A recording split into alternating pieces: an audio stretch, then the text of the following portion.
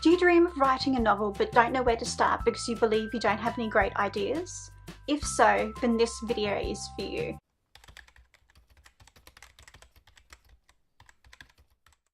The truth is, you do actually have great ideas, but you need to learn how to listen to them. It's important to point out that it's unrealistic for you to expect these first few ideas to be award-winning. The chances are they probably won't be, and this is perfectly okay. These not so great ideas are something that sort of happens to everyone. And the interesting thing about the creative process is ideas tend to lead to better ideas. And those better ideas lead to these great ideas that you can create a story around. So in this video, I'm going to share with you the exact steps you need to take to come up with a great idea for your story.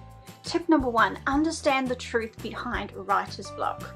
Writer's block is often painted as this epic battle between the writer and the blank page, and it's something that the writer has to jump over every time they write. And you know what, it doesn't have to be this way. A lot of people do struggle with writer's block and they don't understand why they get it. And once you understand what triggers writer's block, then you'll have a different problem. And that different problem, which is what I consider the biggest problem most writers have, is, you know, that problem, the epic battle we have with procrastination, where you know you should be writing, there's a part of you that wants to write but you don't sort of feel inspired, you don't want to, and it's about creating a habit around writing, but that's a completely different video for another day.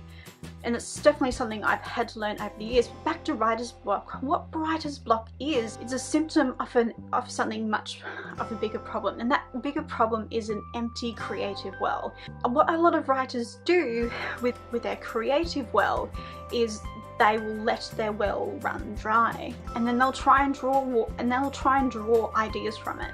I personally like to refer to this as, you know, the consume versus create ratio, but I love the analogy that that the creative well idea sort of pictures in your mind. I think it helps you sort of grasp the concept just a little bit better.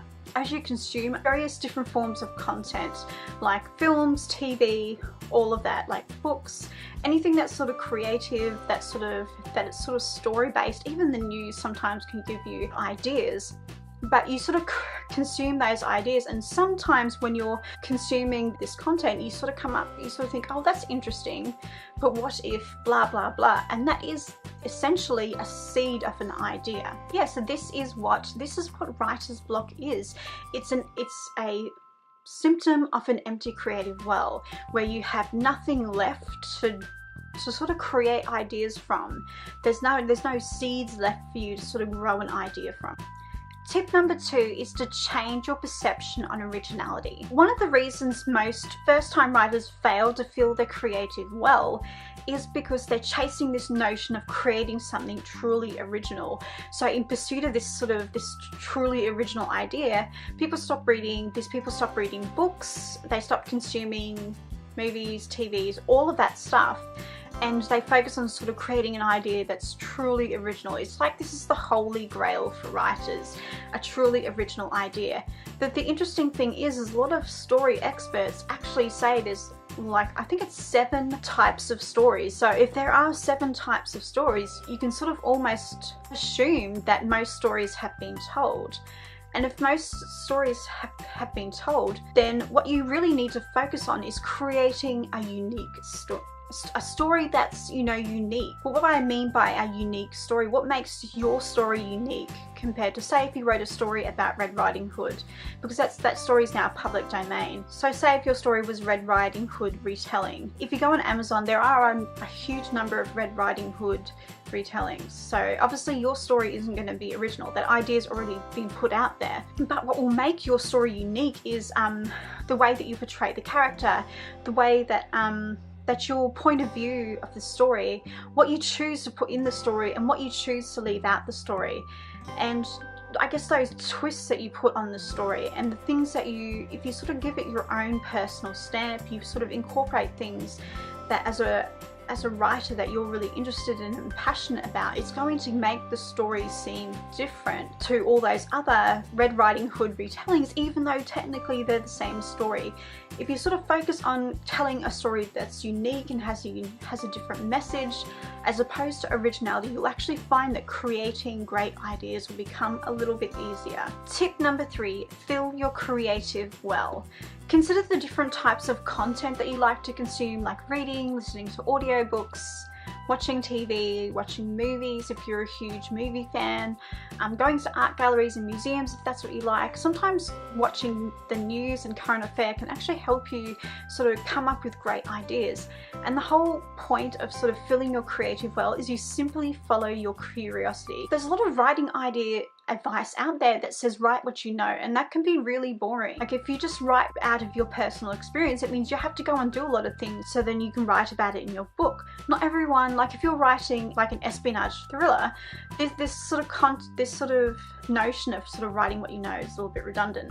So follow your curiosity, pay attention to, so write what you were interested in and write what you are passionate about, because when you create ideas from the things that you're interested in, you're more likely to follow it through and to be super excited about starting writing. And it's important to sort of write stories that you love and that you're passionate about, so it doesn't sort of feel like a job.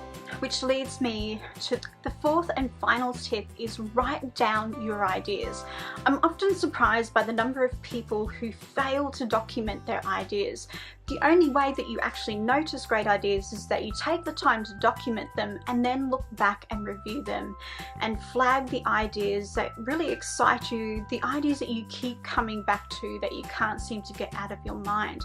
This is how great ideas are discovered, is that you write them down and you do a review. What I will sort of point out, just like a mini tip within a tip, is that you choose a method of recording your ideas and keep it consistent, so that you're only going to the one place to look over your ideas, instead of having to go, oh, I had that great idea, where did I document it again? So I just have like a tiny Moleskine journal that I use. I got a like a special edition journal. I think it's called it's the Petite Prince version of this, and that's just what it looks like. It's just got little stars. It's upside down and back to front.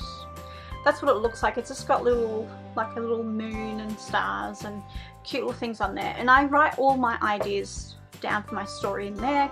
You could use other things like Evernote, or even just on the notes section of your iPhone if that's what you do, and just sort of create a separate notebook for just ideas. So be consistent with whatever method you choose of documenting your ideas down.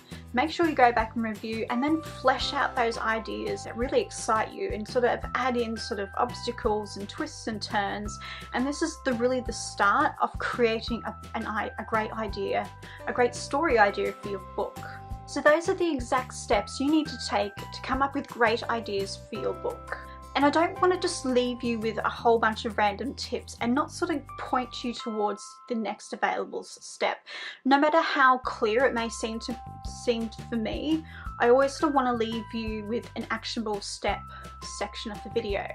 So over the next week, I want you to purely focus on filling your creative well and documenting the ideas that you come up with, and make sure you sort of choose one method of documentation just to make it easier for you in the future.